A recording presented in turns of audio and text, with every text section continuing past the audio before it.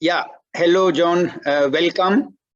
So, Professor John Harris needs no introduction, but still, I will go ahead and say a few words about him. There is, meaning he is known to all of us. Sorry? Make them few. Yeah, yeah. So, yeah, and also, yeah. So, Professor John Harris is presently the Professor Emeritus at the Simon Fraser University, Vancouver, Canada. He is known in India for several decades. He works on India, he works on South Asia. He is a development economist. He's done work on development studies for several decades, and all of us have read his work, meaning from our student days till now. He is famously known for having traveled over land to India, and that is what ignited his interest. So that's also something for me personally also.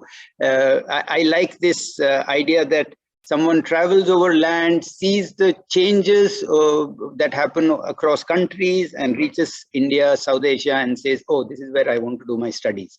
Now, Professor Harris has done extensive fieldwork in India, in Sri Lanka, in Tamil Nadu, in rural India. He works on agrarian issues. He has done a lot of work, fieldwork on agrarian issues in India. He has also done urban India, small enterprises, the informal sector. Coimbatore, for example, he knows many cities in India very well. He knows many cities and many villages in India much more than we know. So that's meaning he is in a way very Indian, more Indian than some of us are. So it's a pleasure for us to have him. I should mention that he's an expert on social hierarchies in India. He's an expert on caste issues. Recently, for a decade and more, he's been working on issues of trust, democracy, social capital. And so you see, he's extremely knowledgeable. His area is wide. And so we are really privileged. We are honored to have you with us today. And you are going to talk to us about where we are going in terms of social sciences research, what is to be done in the 2020s. Before I conclude, we are very happy to know that you continue to work on India. You've made comments and you've written about the pandemic and India. So you see, we are very happy that your research continues, your interest on India, South Asia continues. I would also like to share with you a couple of sentences about what we've done in the past 2 days. The conference has been intense. We have had 40 presentations or so in different fields of social science research.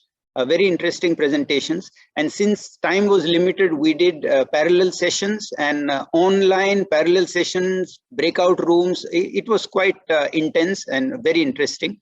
And so to conclude with your talk would be the right thing to do, would be is something very interesting that we are all looking forward to.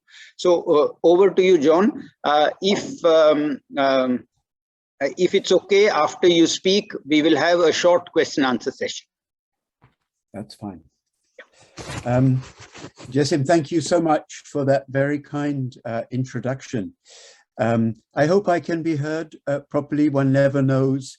Yes, we do hear you. We can see you. We can hear. Sort of talking to oneself. One never knows.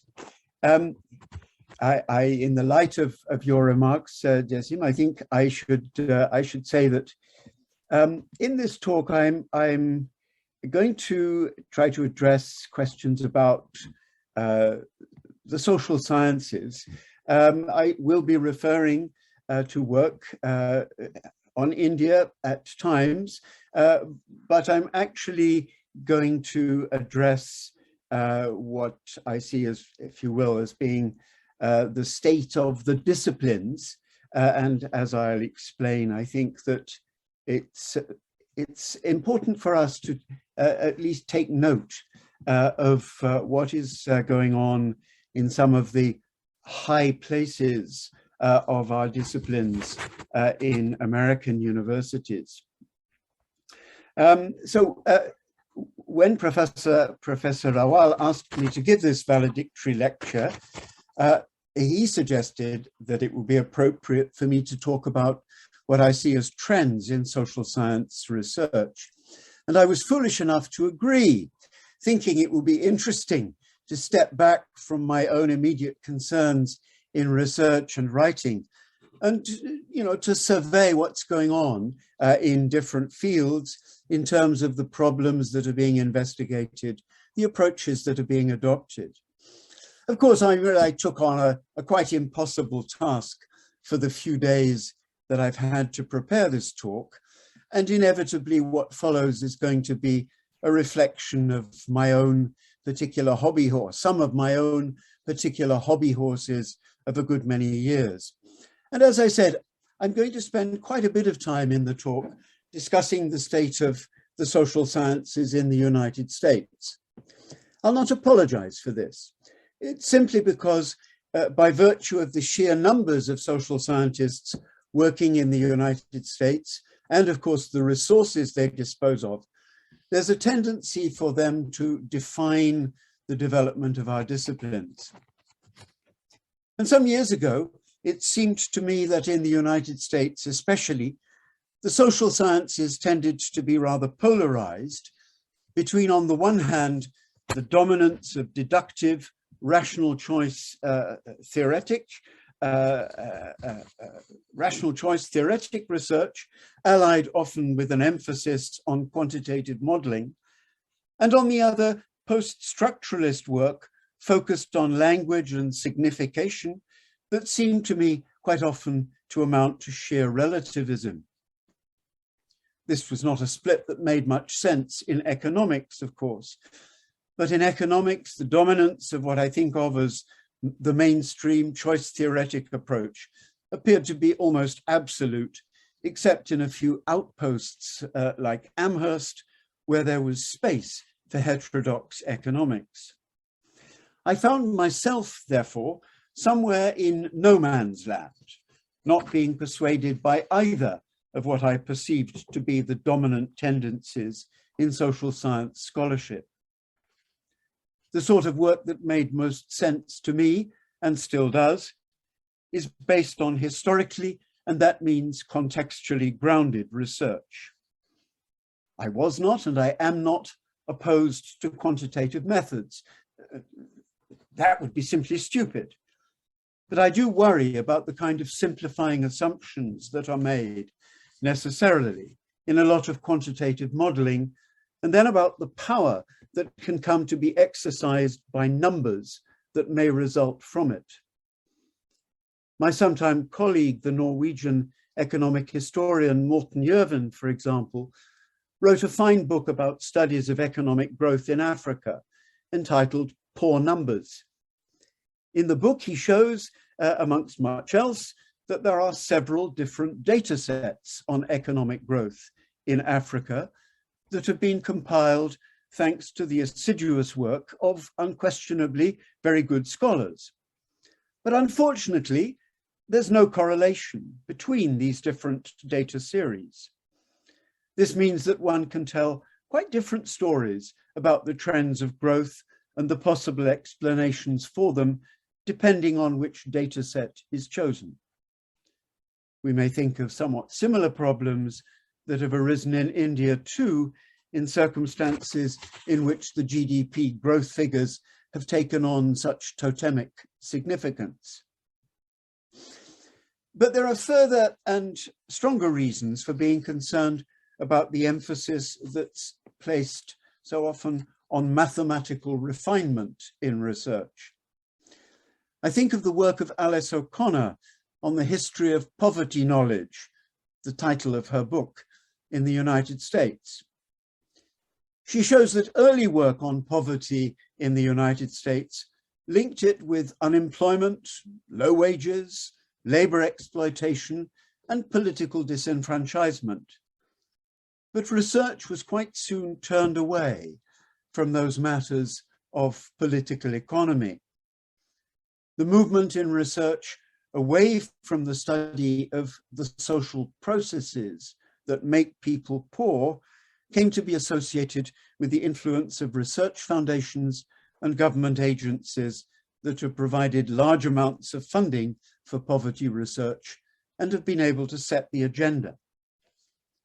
They have required that research be policy relevant, scientific, and free from ideology.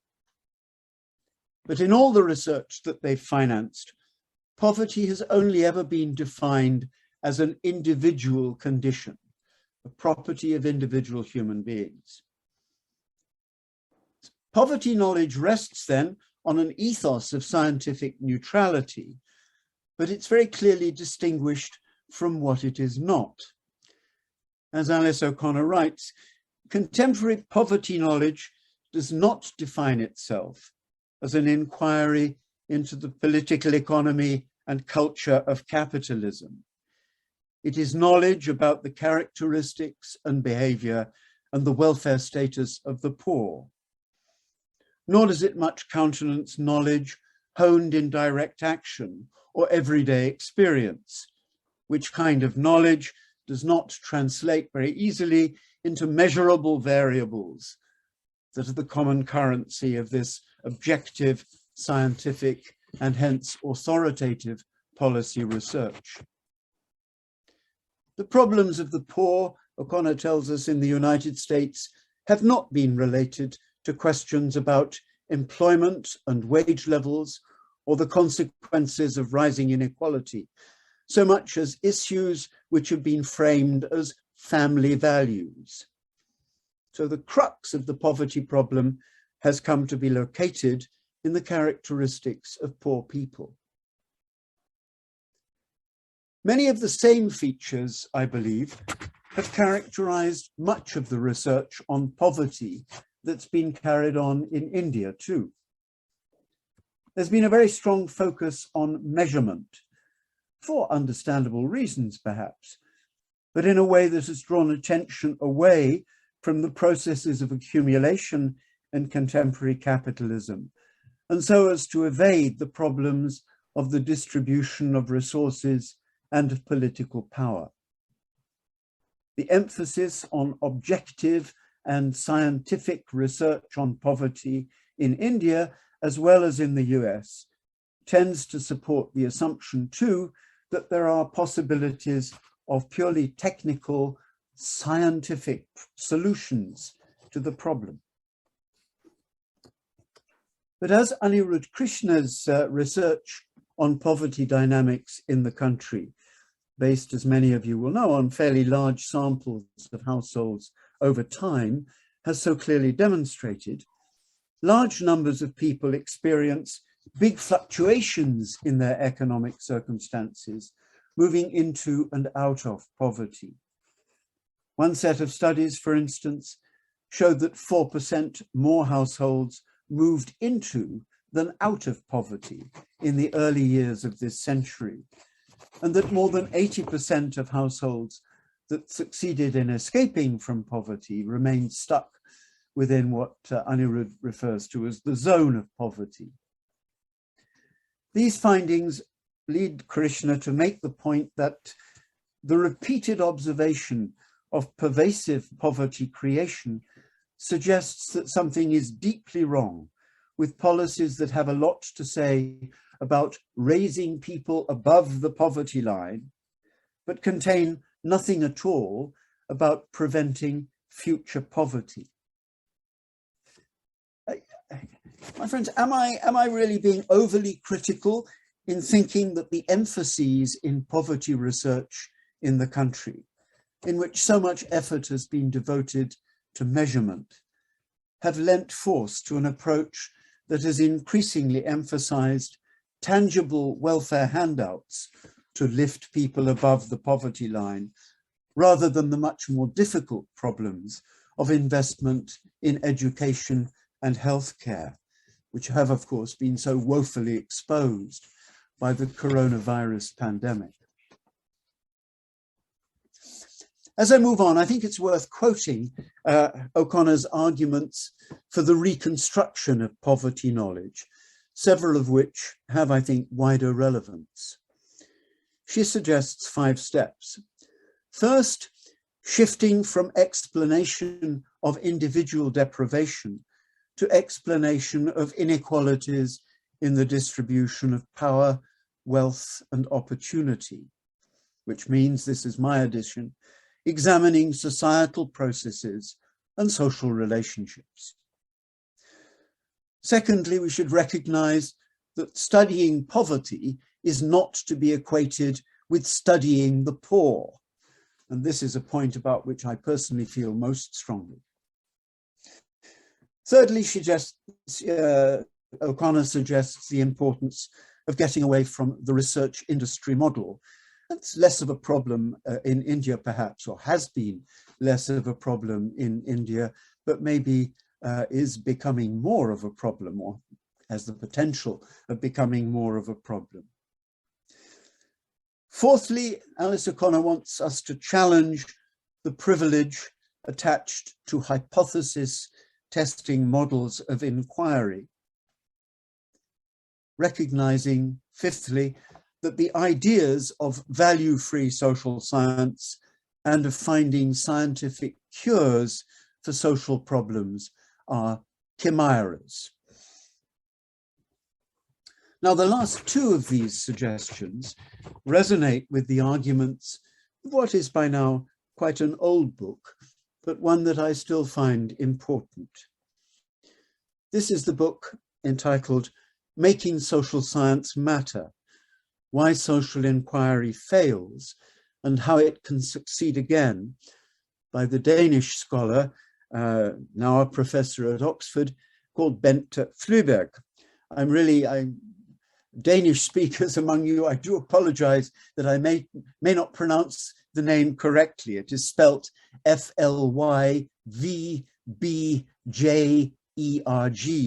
I'll pronounce it Flyvbjerg. In a sense, Flyvbjerg argues that we should reject the whole idea of the possibility of social science, if this means aiming to emulate the natural sciences in developing cumulative, explanatory, and predictive theory of universal application. The crux of the difficulty for the social sciences, Flyvbjerg argues, is that human beings are, he says, skillful, referring essentially to the ability that people have to make judgments and to change their ways of thinking and behaving. Human skills go well beyond following rules, and they are fundamentally context dependent. The kind of theory that's developed in normal science, on the other hand, depends on freedom from context and on the existence of rules. The social sciences, on the other hand, have distinctive strengths in areas where the natural sciences are weak, precisely in dealing with reflexive analysis and discussion of values and interests. Such research is necessarily context dependent, but recognizing the centrality of context does not mean descending into relativism. The sort of knowledge that's possible about people and societies is interpretive and dialogical.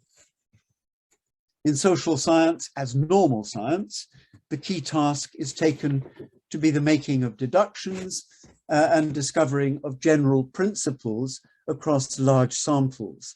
And detailed case study research is often regarded as unproductive, as I found it was by some economists in both of the conversations between economists and anthropologists organized by Pranav Vardhan, in which I participated.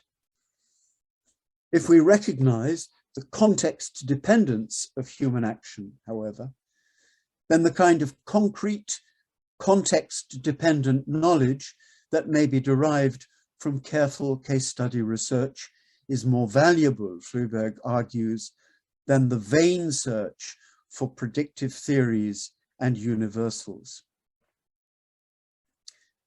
Very interestingly to me, a very similar conclusion was reached at about the same time that Freiberg's book was published by two economists, Kenny and Williams, one from the World Bank and one from the University of Oxford. And this was in a review of theory and of empirical research using large N data sets on economic growth. They argued too that, I quote them, the social world is more causally complex than the natural world, and that, quotes again, events rarely, if ever, have a single cause, but are rather the result of a conjuncture of several factors or conditions.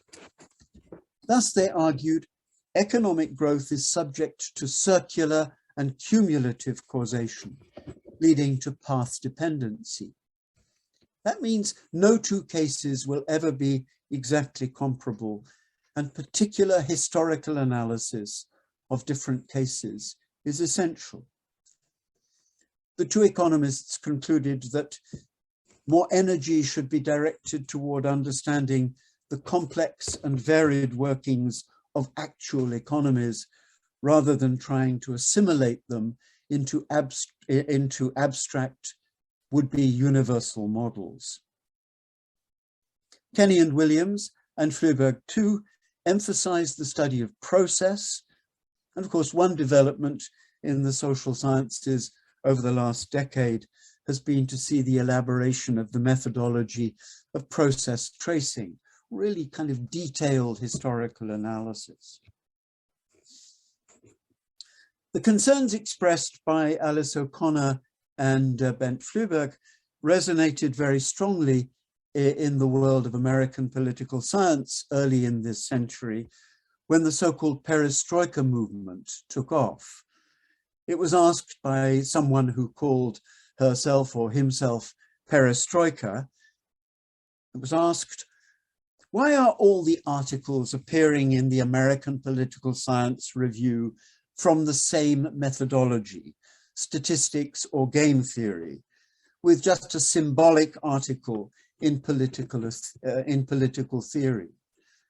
Where is political history, international history, political sociology, interpretive methodology, constructivism, area studies, critical theory, and last but not least, postmodernism?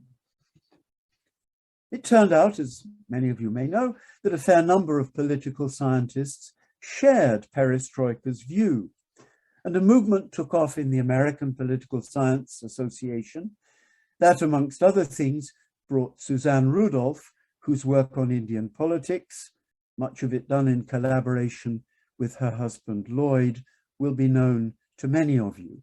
It brought Suzanne into the presidency of the association, the American Political Science Association.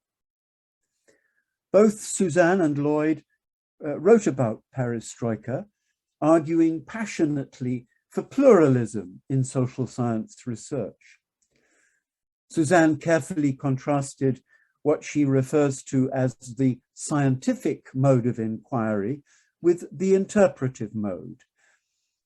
The former with characteristics of certainty, parsimony, cumulative knowledge, causality, singularity of truth, and universal and objective knowledge.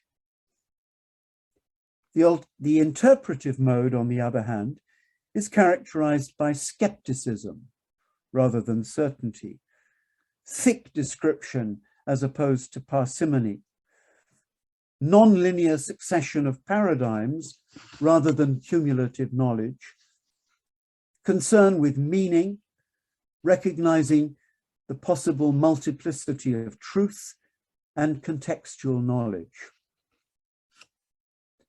The different modes, both of which for Suzanne Rudolph had a place in scholarship. She certainly wasn't arguing for the relegation of one and the elevation of the other.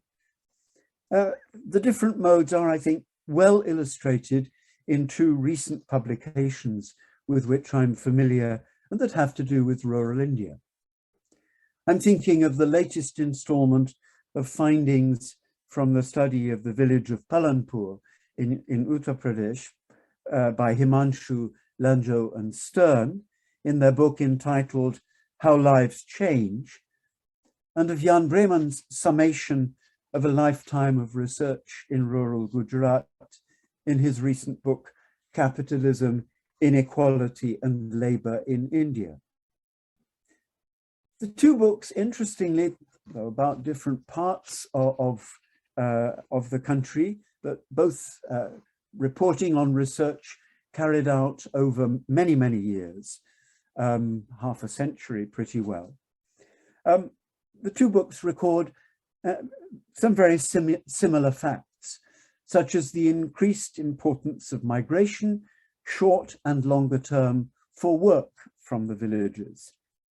But they offer very different understandings of the meaning of this fact.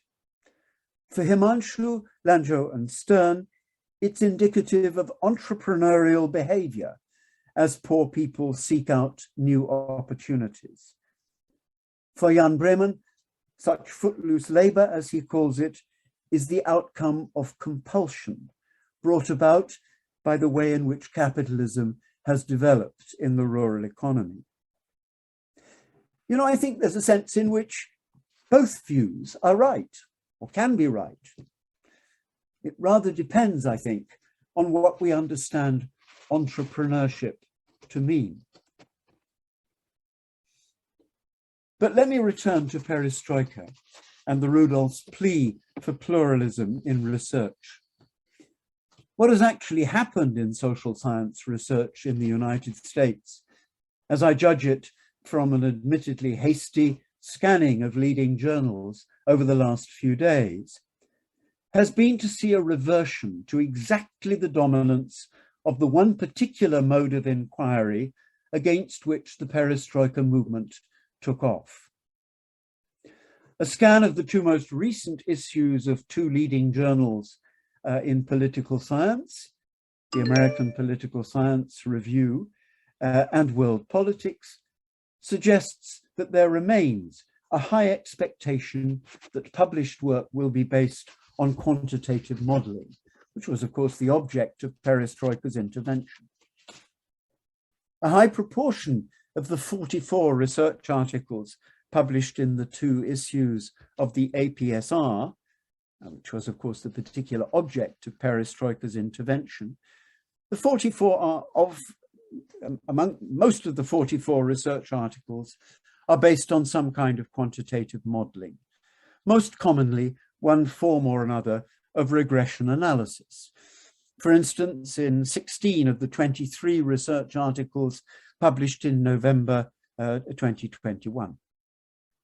So the papers generally follow a standard format: statement of problem with reference to literature, theory, elaboration of hypotheses, data and research design, testing of hypotheses, regression results, explanation of findings.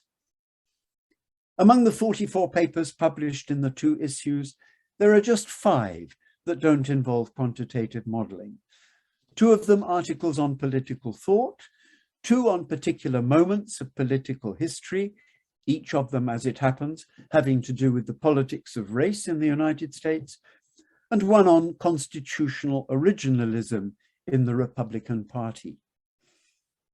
At 11% of the content of the journal over the 2 issues, they perhaps have a presence that is a little beyond the merely symbolic of perestroika's statement, but not much more than that. And the story from World Politics is much the same. 10 research articles were published in the 2 most recent issues, 9 of them being based on various quantitative methods, including in all but 1 case, one or other form of regression analysis.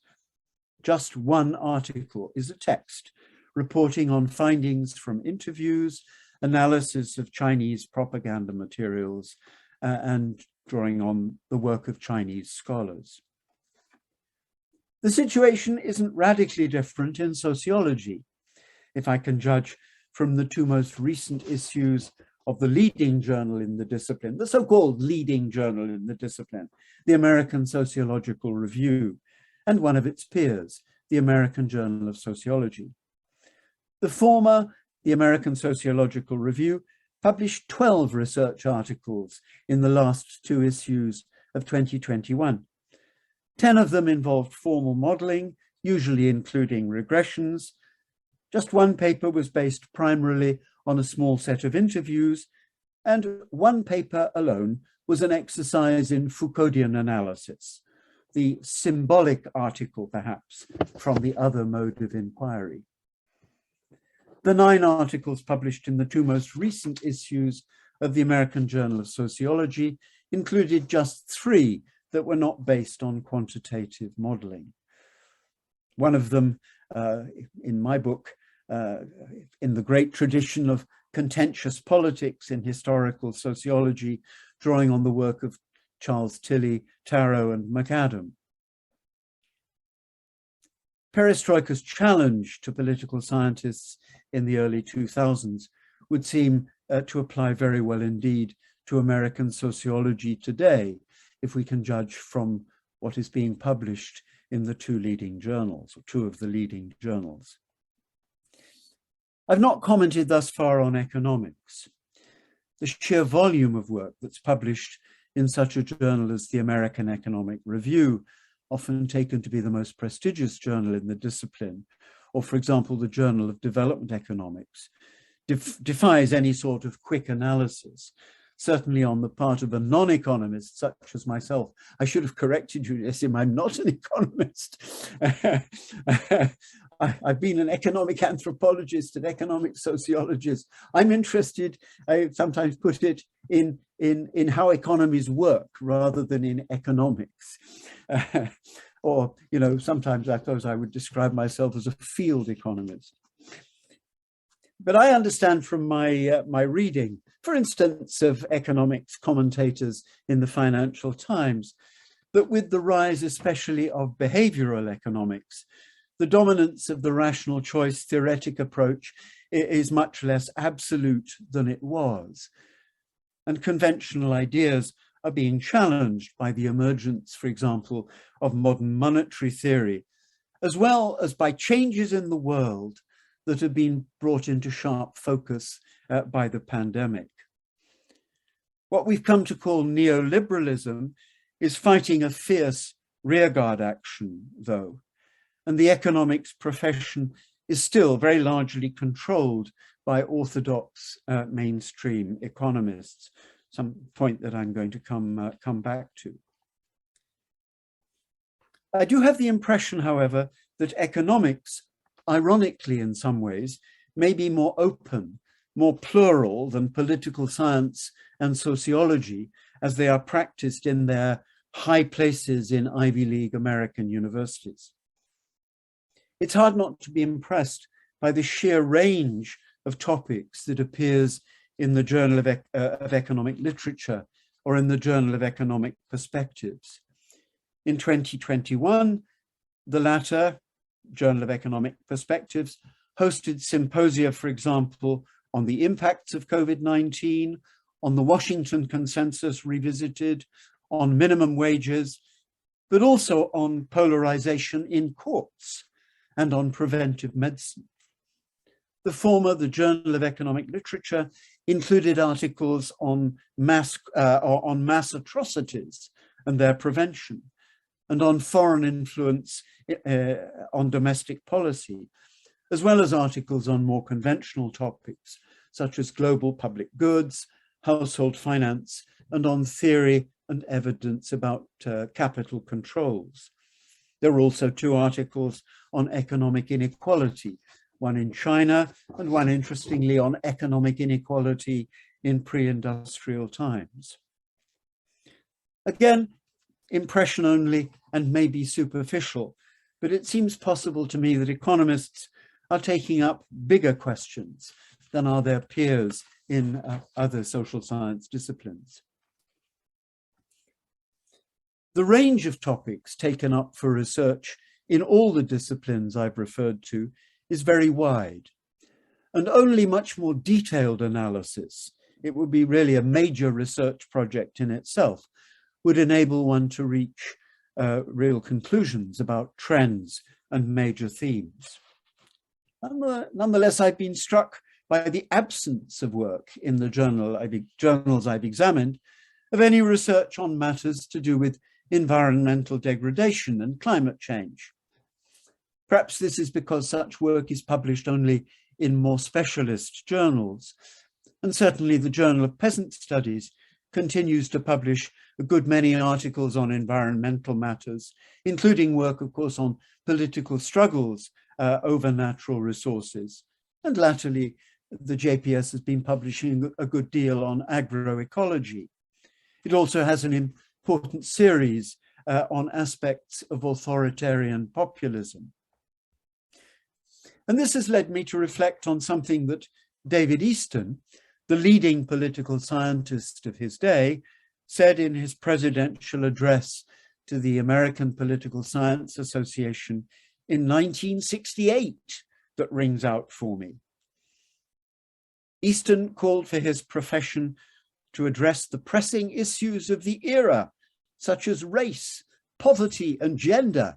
What's new? And he said, I quote him, "Substance must precede technique. If one must be sacrificed for the other, and this need not always be so, it is more important to be relevant and meaningful for contemporary urgent social problems than to be sophisticated in the tools of investigation." Similarly, at least one president of the American Economic Association, R.A. Gordon, in 1975, argued, I quote him again, that the mainstream of economic theory sacrifices far too much relevance in its insistent pursuit of ever greater rigor. I fear that this advocacy, the advocacy of Easton or of Gordon, is often denied, and that in our different disciplines, we frequently are judged more on grounds of technique than of substance. I also fear that we may be driven effectively to take up problems that emerge from within our disciplines, rather than questions that matter in our societies, in a kind of introverted navel-gazing. It's hard for young scholars to get a job or a grant or to get their work published if they don't adhere fairly strictly to the contemporary conventions of their disciplines. I know one quite eminent political scientist in an Ivy League university who says very frankly that he wouldn't stand a chance of getting a job these days because he's never done work that conforms with the standard format of the great majority of articles published in the leading journals in the discipline, the style of work that I've described. And this leads me to want to say something about the idea of a discipline. The word derives, of course, from the Latin word for a disciple, and it came to be used at an early stage to refer, quotes from the Oxford English Dictionary, the training of scholars and subordinates, disciples in other words, to proper conduct and action by instructing and exercising them in the same. So it also has the meaning of a system of rules for conduct. And as some of us may remember from school days, it has the sense too of correction or chastisement, intended to maintain conformity with the rules for conduct of the discipline. All of this describes an academic discipline, a department of knowledge, pretty well. When we speak of an academic discipline, we refer to particular subject matter, no doubt, but also to a system of rules reproduced through training for defining this subject matter and the ways in which it is to be studied.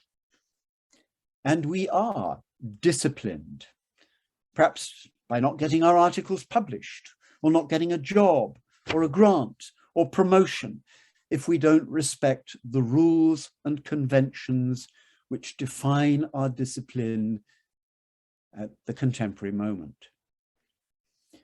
Discipline is productive, I maintain. It establishes conditions for building knowledge. But equally clearly, it is constraining, limiting thought. And at worst, academic disciplines, like other kinds of sects, may come to be characterized by a kind of religiosity, when particular practices and ways of working, usually those defined by, the grand old men, and it usually is men in our fields, come to be venerated, treated as being beyond question, and others treated as quite unacceptable. Our minds become closed to different perspectives.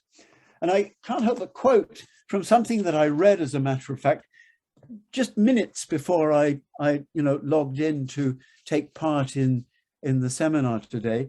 And this is from a work by an economist in the University of Cambridge, Diana Coyle, in a book called Cogs and Monsters, What Economics Is and What It Should Be, published very recently. And Coyle says, the discipline, she's talking about economics, is still exceptionally disciplined. Academic success demands publication in one of only 5 top journals, all of which are tightly controlled by acolytes of the mainstream orthodoxy. At some point she says, this won't surprise very many of us, I think, there is ample evidence that what is really good for jobs is union-driven wage solidarity, as practiced over the years in Scandinavia and some other countries.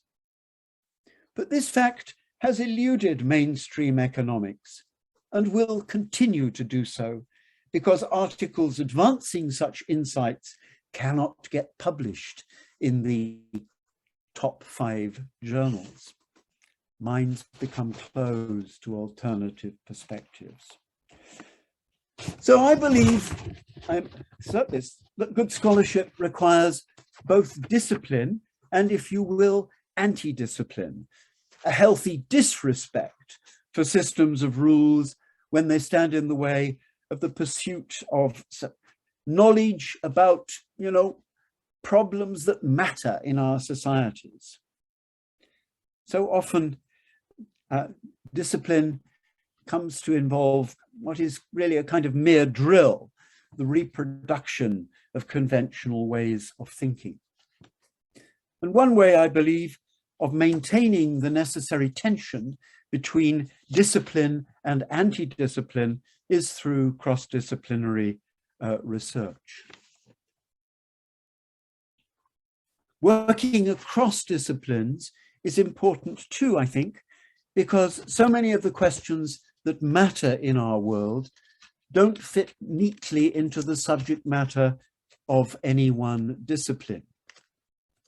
Research on the boundaries of law and economics, for instance, has, I think, been extremely important. And closer to my own research interests over a good many years, it's surely healthy that scholars in different disciplines became interested in what the institutional, more broadly, the social environment that conditions economic behavior. What, for example, are the social conditions for the development of trust that facilitates much economic activity? In this vein, I must say I was delighted to find an article in a recent issue of the Sociological Bulletin discussing the relative dearth of work in economic sociology by Indian scholars and starting to suggest a research agenda in economic sociology. I commend it to you all. So in summing up, I want to emphasize, perhaps most of all, the importance of pluralism. Discipline in research, as I've said, is productive. Without it, we can't distinguish knowledge from opinion and may be left floundering in a sea of relativism. But equally, it's extremely important that academic disciplines, or the particular rules that predominate in any one of them at a particular time, are subjected to critical scrutiny from other approaches. And these often come from within other disciplines. It has, for example, been immensely important, I think, for the economics discipline that historians and political economists studying the development of institutions should have raised questions about the dynamics of economies and how constraints are changed. Deductive theory needs to be confronted with historical reality in the way that arguments taken from economic theory to explain the rise of the East Asian tigers some years ago were confronted by the careful studies of the political economy of Korea by Alice Amsden and of Taiwan by Robert Wade. The same's true the other way round as well. Elinor Ostrom's classic work on common property regimes shows the value of bringing the logic of deductive theory into conjunction with ethnographic and historical observation of particular cases. But I think my final word must be to emphasize, as I see it, the value very often of detailed historical analysis, perhaps involving some kind of process tracing. Go for the a recent interesting development in methodology, taking very fully into account context dependence. Can't emphasize the importance, as I see it too much, of the context dependence of knowledge. There we are, Jessim. I did have some more stuff that I might have talked about. I had thought of following something said in the title of an article by James Maynard, who asked, what do they know what do they know of India who only India know? Or in other words, to emphasize the importance of comparison in our research, thinking here of comparison of country or regional cases. But I think I better leave that for another time, because you guys have been very patient and you've listened to me for the 45 minutes or more than that I think Vikas asked me to speak for. So there we are. John, thank you so much. But given that you have been so very interesting and insightful, may I request you to continue? Meaning we are listening, we are very happy to listen to you. So we don't want to leave it for another day. Yeah, please. All right. Well, I'll cut it. I'll cut it quite short. I mean, up to you. The way you want to do it. What I wanted to, I started this thinking about research that I was much involved with some years ago, and some of you know of this research. It was work on political participation, in which we did comparisons of political participation in Delhi, Sao Paulo, and Mexico City. Exactly the same methodology, same research design, within reason, same questionnaires and same semi-structured interviews in all three cities.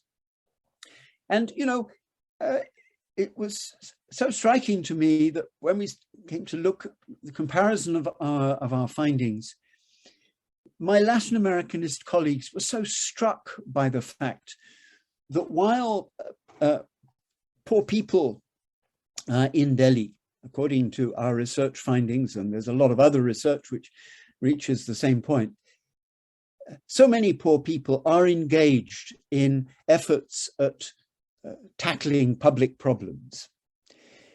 In tackling public problems, people almost invariably take action in groups. They do it together. And they very often undertake action through intermediaries, usually the pradhans of the Delhi Jogidoptis. and you know, then very often through political parties. In neither Sao Paulo nor Mexico City was public attempts to solve public problems by poor people, anything like that. In most cases, in those two cities, people undertake action on their own. They metaphorically, literally pick up the phone and speak to somebody in a government office. They don't go in a group. They don't very often go through local big men or intermediaries. And now, you know, this I think told us something extraordinarily important, you know, about, well, I think about the nature of citizenship in India. It sort of brought home, okay, it's not, this isn't, you know, a great revelation to any of us who've lived and worked in India, but it does really bring, it did really bring home the extraordinary significance of intermediation, the intermediation of those who are in some way big men, big people in everyday politics in India. So the value in taking a comparative perspective. And I wanted just to talk a little bit, I hope this is interesting, I'm sure it is, a little bit about research. And of course, I recognize that to be able to carry on comparative research between you know research sites in India and research sites in other countries, you know, that's a privilege which, you know, relatively few of us have, and you know, sadly, it's a privilege that more of us in this part of the world that I'm speaking from are likely to have than friends and colleagues working in India. But in India, there are immense possibilities of comparison. No, thinking of the enormous differences between cities, between states, between parts of the country. But I wanted just to describe very briefly work conducted by a young colleague of mine, Irene Pang, who's conducted comparative case study research among construction workers in Beijing and Delhi. In both cities, she's examined the struggles of workers to secure the payment of wages. It's a pervasive problem in both of them. What's so interesting to me is that she finds that workers in Beijing in these struggles are both more likely and more able to mobilize in spaces of civil society than are their counterparts in Delhi. Beijing workers, Irene says, are able to activate kinship and industry networks into effective mobilizational networks in episodes of labor disputes, while Delhi workers generally do not mobilize to fight for their rights, and even when they do, are excluded from extensive civil society networks comprising NGOs, lawyers, and activists. This, as she says, seems puzzling, given that there's so much documentation of the authoritarian Chinese state clamping down on social activism, while from India, there are accounts in contrast of subordinate groups devising innovative forms of mobilization.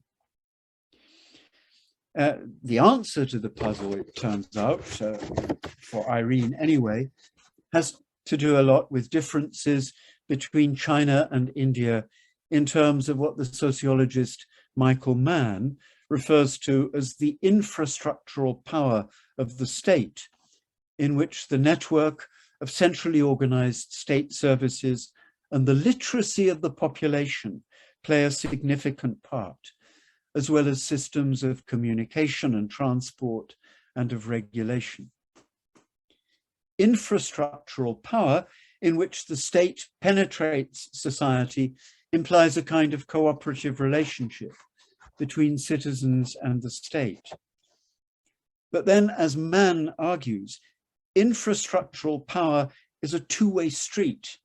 It also enables civil society parties to, if not control, at least to exercise some influence, to exercise some control on the state.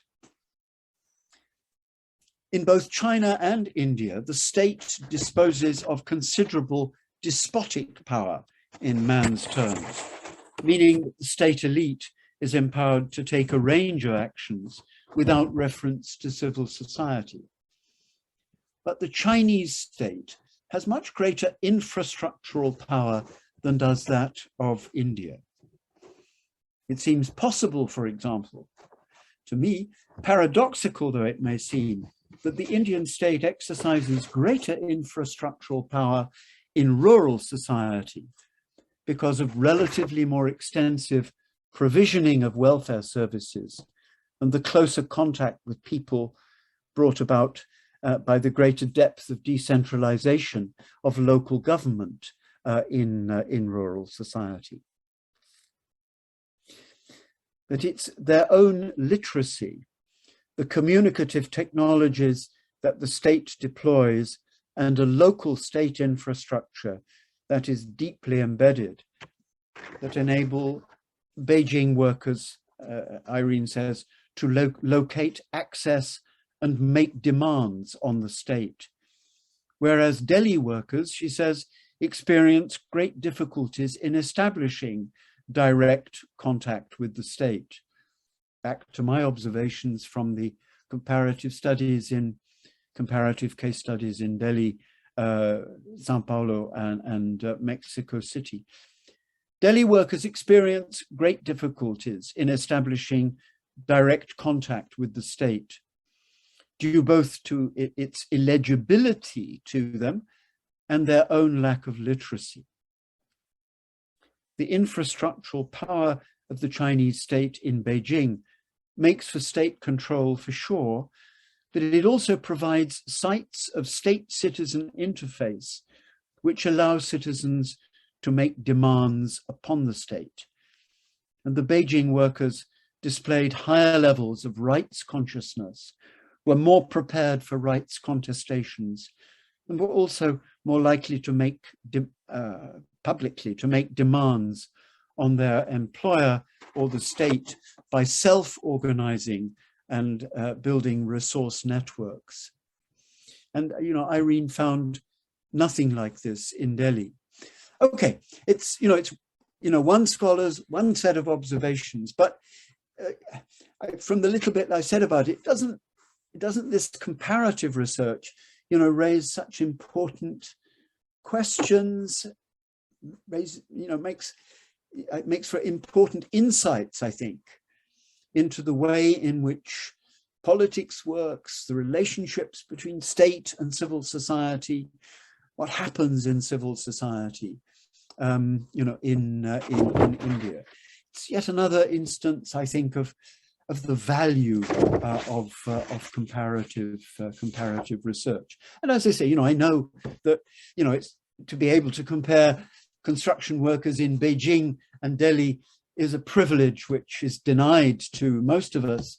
But still, there are enormous possibilities for comparison, which of course are taken advantage of by many of you who are participating in this event. But still, it's a point I wanted to make. Thank you. Thank you very much, John. It was so very interesting. I think we will all take some time to digest the many things that you have said. And some of us have thought about these issues, but you have placed them so very well. It helps us to think about our work. Also, in this conference, we've tried to break the boundaries of disciplines by inviting young scholars from every possible discipline. And in a way, I shouldn't use the word forcing, but making everybody sit through every session so that, we hear from each other, we learn from each other. And so that has been our focus. Now, we are running out of time, so if it's okay for you, we take a couple of questions and have a very short question and answer discussion session. So from the audience, if I know many of us are thinking of interesting questions to Professor John Harris, if we would like to allow a couple of questions. So I request the audience either to raise your hands or put your questions in the chat box. Thank you.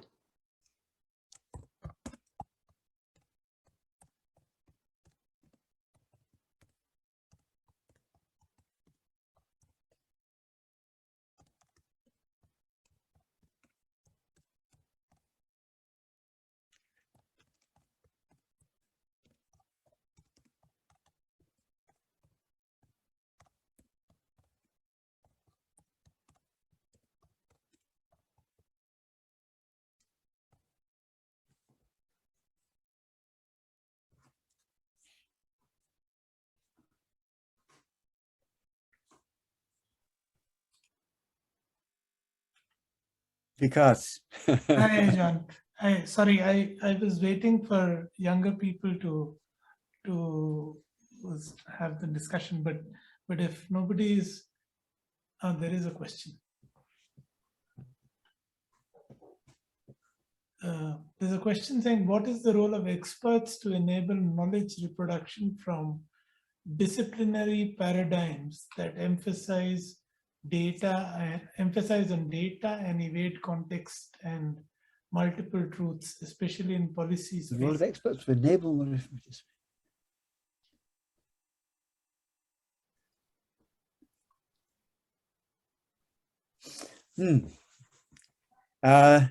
I mean, that is a very interesting question. Role of experts to enable knowledge reproduction from disciplinary paradigms that emphasize data, evade context. Well, I mean, this is, of course, I think the context of the pandemic has, of course, led all of us, I think, to reflect on the role of experts. And isn't there a huge tension here? Because on the one hand, we have the stupid denigration of expertise by some political leaders. I needn't mention names, they will be obvious to everyone, I think.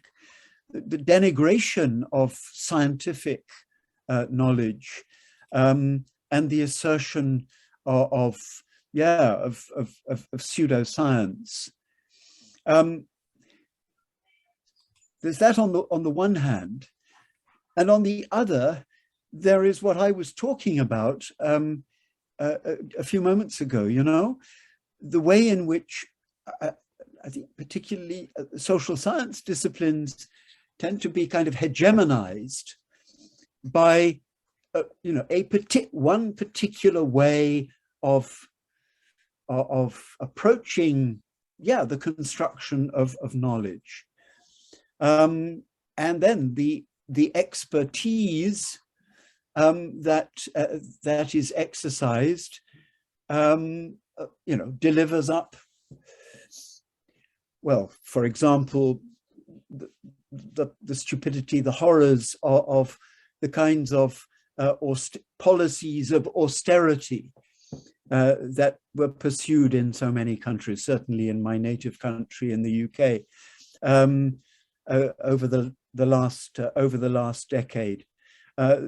Policies that had, so much, such a devastating impact on so many people's lives, and rest on this historically, obviously false notion that, it's possible for economies to cut their way to economic growth.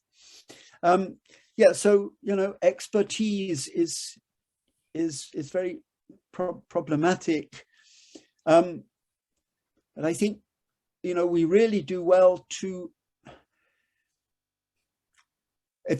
to recognize precisely what I was talking about with reference to the work of Bent Fluberg, you know, that studies of people and societies can't emulate the natural sciences. There must be different approaches, different ways of understanding, and you know, we must question the hegemony of always question the hegemony of you know, of one particular way of working in any of our disciplines. But I mean, I know I don't need to say this to you guys, because you know, you all practice exactly what I'm preaching. But you know, because you asked me to, or suggested that I might sort of reflect on what's going on in the social sciences, and that led me to have a look at some of these so-called top journals, which of course are all in the US. John, and it just struck me so forcibly, you know, just how what you know, Suzanne Rudolph years ago called, you know, the scientific mode, how hegemonic it still is in social science in America. John, I just wanted to make, you know, 2 points. One, about what you said early on in your lecture, when you were talking about the way poverty is measured. You know, we are living in a world that's sort of taken a whole different, perhaps taken a whole different turn. I mean, in India, we do not even have an official poverty line anymore. We are living in a world in which there's this whole denial of deprivation, as if poverty doesn't exist, food insecurity doesn't exist, hunger doesn't exist. Government does not actually accept that these problems exist. And the only reason why they have any social welfare programs is because of political compulsions, which prevent them from withdrawing them. But they don't think that poverty or food insecurity are the reasons why they need to have a public distribution system. So that's one. The other is, you know, on this whole question of production and of knowledge and publishing and so on, there is this whole sort of 2 things that have happened, at least in India.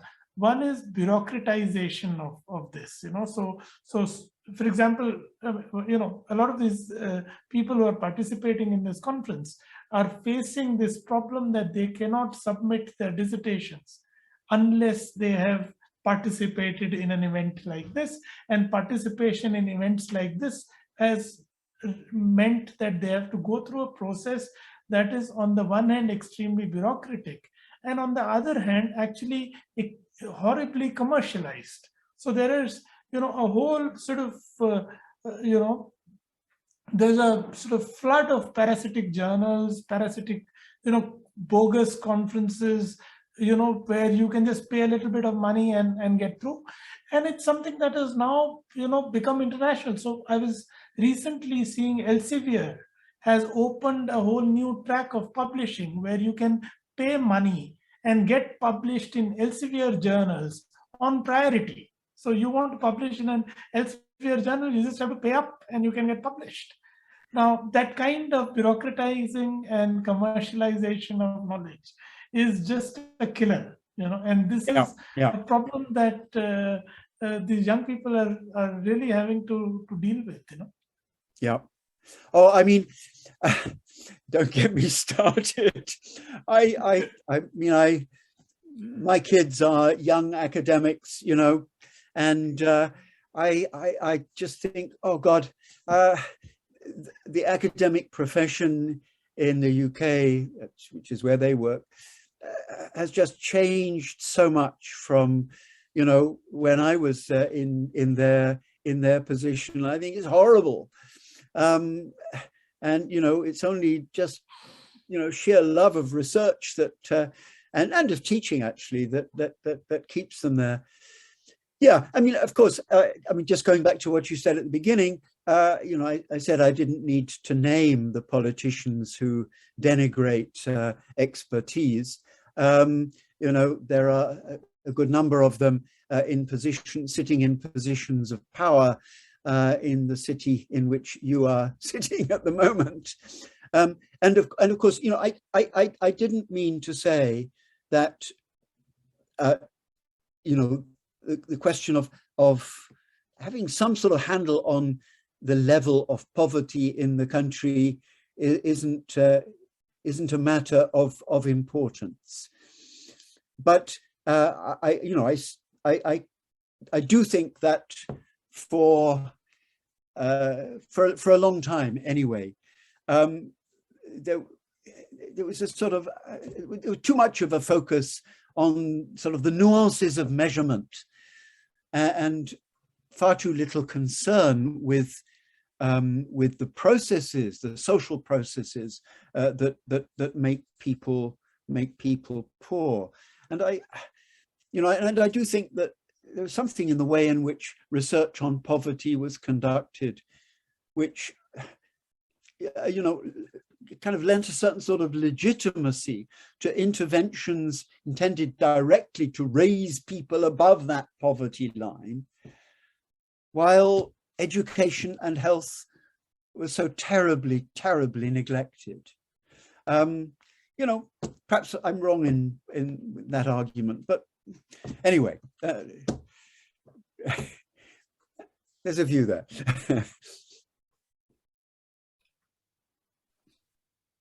Yeah, I think over to Jessim. I think we've. Yeah, thank you so much, John. We would have liked to continue this for more time, but given that the participants have had a long day and we've taken so much of your time, maybe on this note, we should end today's session. Thank you very much for joining us online and delivering this very, very insightful lecture. Next time we want you in person, physically, at yes, our please. next conference. And yeah, and so let's hope that next time we meet, it'll be physical with all the participants listening to you physically, and we will of course have more time to interact with each other. Yeah, yeah. Thank you so very much. Thank you all. Yeah, thank you. To the audience, I would like to thank you for sitting through till this late in the evening. Thank you very much. Yeah, for Professor John Harris, it's in the morning, so his day begins or has begun a couple of hours ago, and yeah, so for the